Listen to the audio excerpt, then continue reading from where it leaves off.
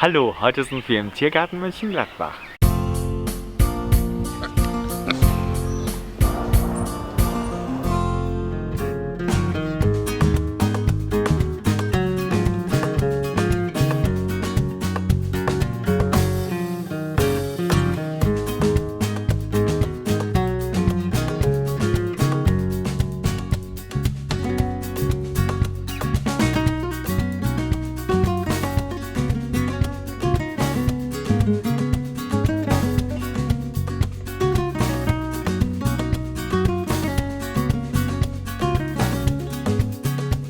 Unsere neue Cantaloupe-Melone mit etwas mehr Leben in sich als so Frucht, die tue ich mal eben weg. Bolle, Zootier des Jahres, ein Kugelgürteltier. Ja, frisch zu uns gekommen. Ich setze ihn mal wieder runter. Tschüss, Bolle. Aus dem Aquarium Wilhelmshaven zu uns gekommen. Ein Männchen, was dort gezogen wurde und jetzt hier bei uns leben darf. Und wir freuen uns sehr und es passt eben ganz außerordentlich, weil eben dieses Jahr das Zootier des Jahres das Gürteltier ist. Und er ist ein toller Vertreter seiner Gattung und steht hier exemplarisch für die bedrohten Arten. Kugelgürteltiere sind zwar schon nicht mehr ganz so häufig, aber auch nicht stark bedroht, aber häufig in den Zoos in Deutschland gehalten und auch gezüchtet. Und von daher kann man ihm beispielhaft gut zeigen, warum der Schutz der hochbedrohten Gürteltierarten so wichtig ist und was so faszinierend an den Tieren ist. Und die Leute hier eben mit ihm für die Projekte, die Artenschutzprojekte begeistern und eben auch ein bisschen Geld sammeln.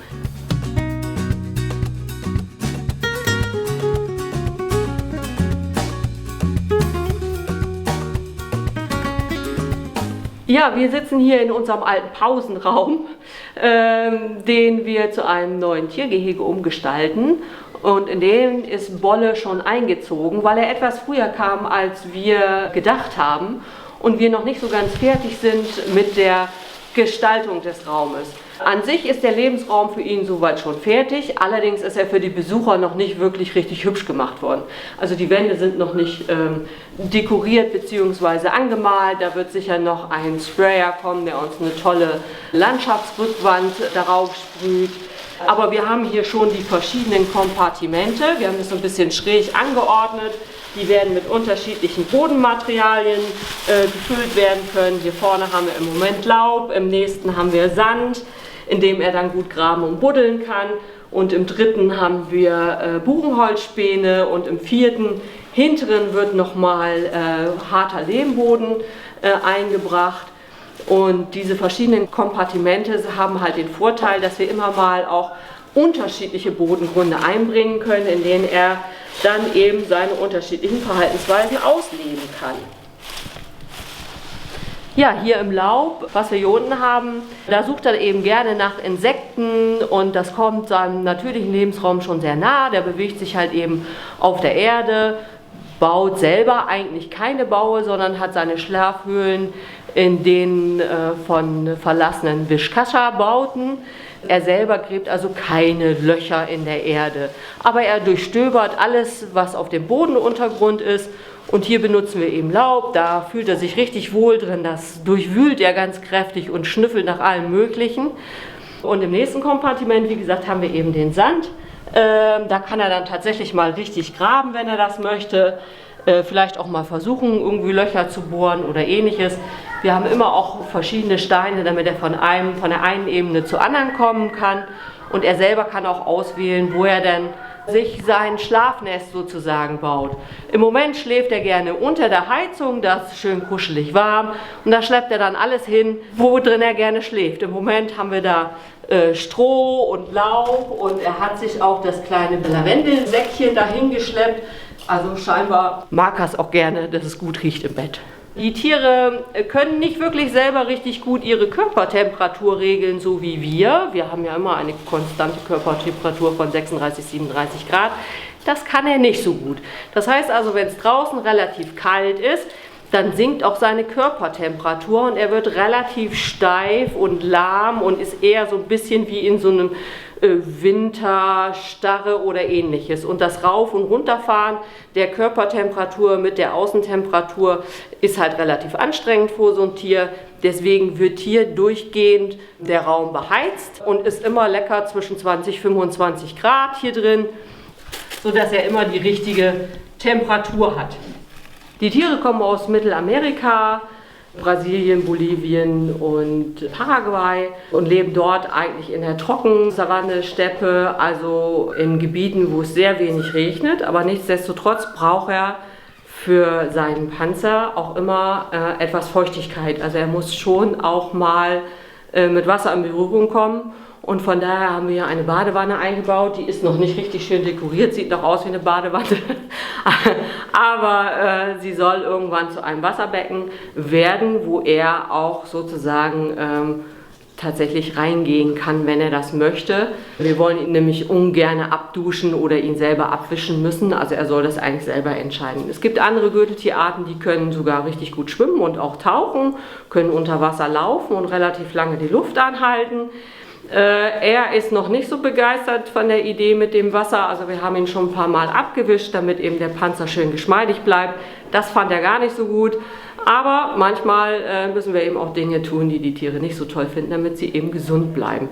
Dieser Panzer, den er trägt, der besteht aus verschiedenen Hornplatten, die lauter so kleine Rosetten nebeneinander bilden und die werden einzeln innerviert und auch versorgt durch den Körper, durch den Blutkreislauf, aber die müssen eben auch von außen immer mal ein bisschen gepflegt werden. Gürteltiere ernähren sich eigentlich von Ameisen und Termiten. Das fressen alle Gürteltiere und die unterschiedlichen Arten sind dann natürlich noch mal ein bisschen spezialisiert. Unser Kugelgürteltier hier, unser Bolle, der würde auch Samen und auch Früchte fressen und damit eben auch im Ökosystem zur Verbreitung von Pflanzen beitragen, aber auch Aas und andere Insekten. Wir haben natürlich keine Ameisen und keine Termiten, das ist schwierig, sowas zu besorgen, ja. Aber wir können natürlich andere Insekten anbieten. Hier haben wir zum Beispiel Fliegenlarven heute. Er kriegt manchmal Mehlwürmer oder Zonobas. Dann füttern wir Obst und Gemüse im geringen Umfang. Er bekommt immer mal wieder Laub, Blätter und alles, was wir da so finden. Ob er da nur mitspielt oder ähnliches, das wissen wir nicht genau. Oder ob er das wirklich auch frisst. Aber wir versuchen so vielfältig wie möglich Futter anzubieten, dass er da die Auswahl hat. Besonders gerne frisst er bei uns Süßkartoffel. Die macht natürlich dick, da müssen wir ein bisschen vorsichtig sein, aber man kann das ja auch durchrühren und was anderes drunter mischen und dann kann er das so fressen. Eine Besonderheit bei einem Kugelgürteltier ist noch, die kauen ihre Nahrung nicht, sondern die schlucken die Stückchen direkt runter. Frisches Wasser wird natürlich auch immer angeboten neben den Insekten. Und hier sieht man zum Beispiel, also wir hatten hier Basilikum in Töpfen bekommen. Den Topf haben wir natürlich vorher abgemacht und dann stellen wir hier einfach so eine Basilikumpflanze rein. Und dann wühlt er darin rum, durchwühlt die Erde, riecht an dem stark intensiven Basilikum und ähnliches und kann sich damit beschäftigen. Und so gibt es jeden Tag etwas Neues, womit wir ihn beschäftigen wollen. Ob das so kleine Bällchen sind, die man aus dem Hundesport kennt oder natürliche Materialien oder ein Karton zum Beispiel, ja, da werden Löcher reingeschnitten, dann wird da Laub reingetan oder andere Materialien, Heu oder Stroh. Das heißt, er kann dann da rein und das durchwühlen, hat wieder eine neue Schlafhöhle. Das geht dann ein paar Wochen, bis der Karton sich aufgelöst hat, so wie hier jetzt. Der muss jetzt mal entsorgt werden, der ist völlig auseinandergeflattert, hat schon unten ein Loch. Ja, und so wird er beschäftigt und bleibt hoffentlich fit und gesund und lange aktiv. Unser Bolle bzw. alle Gürteltiere können nicht so gut gucken, die haben relativ kleine Augen. Die leben ja im Dickicht unten auf der Erde und suchen in der Erde oder eben im Dickicht und Gebüsch ihre Nahrung. Von daher ist Sehen auch nicht so wichtig, sondern viel wichtiger ist Riechen. Ja, also er schnüffelt eigentlich mit seiner langen Nase hier die ganze Zeit durch die Gegend und versucht mit seinen Tasthaaren auch über den Boden, wo bewegt sich vielleicht was im Boden, auf dem Boden.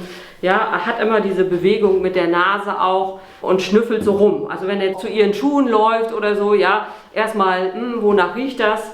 Da kommt er wieder, dann wird in der Erde mit der Nase gebuddelt und dann, wonach riecht das?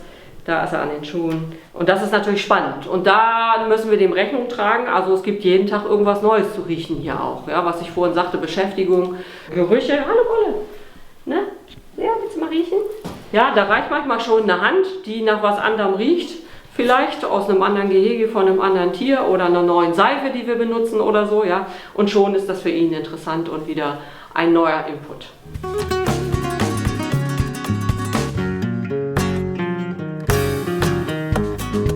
Das Gürteltier ist Zootier des Jahres und auch wir sammeln natürlich für die Projekte in situ, also in der Natur, ja, dass dort besonders das Riesengürteltier unterstützt wird, immer im Zusammenhang auch mit der lokalen Bevölkerung. Und schön zum Beispiel ist auch, dass der Umbau des Gürteltiergeheges hier bei uns durch einen Spender finanziert worden ist. Also wir haben von einem Spender Geld bekommen, um dieses Gehege umzubauen und es zu gestalten und damit sozusagen den Botschafter Gürteltier hier zu zeigen. Und auch wir sammeln eben für das Gürteltier durch Spenden, durch Verkäufe, durch Sammelaktionen, durch viele andere Dinge an Veranstaltungen, die wir hier tun, wo wir eben auf das Gürteltier aufmerksam machen und Spenden einsammeln, die wir dann wiederum an die Stiftung Artenschutz überweisen und damit so das Gürteltier in der Natur unterstützen können. Im letzten Jahr war es ja der Gecko, Zootier des Jahres, und da haben wir eine Summe von 3.900 € zusammensammeln können, die wir überweisen konnten. Das hat uns sehr gefreut und ich denke, auch dieses Jahr können wir diese Hürde knacken und kriegen mit dem Gürteltier noch mehr Geld zusammen, die wir dann an die Stiftung Artenschutz eben überweisen für die Projekte und für die Tiere vor Ort in der Wildnis, um damit einen Beitrag für den Artenschutz zu leisten.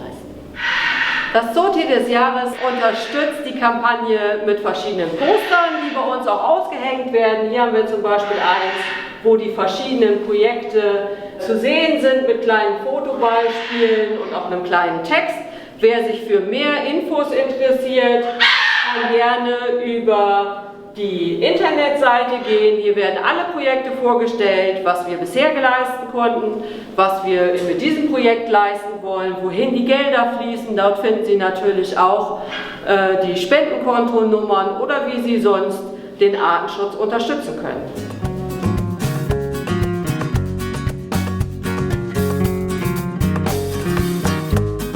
Schreibt jetzt eure Fragen in die Kommentare und vergesst nicht, dem Video einen Daumen nach oben zu geben. Damit ihr kein neues Video mehr verpasst, könnt ihr unseren Kanal kostenlos abonnieren.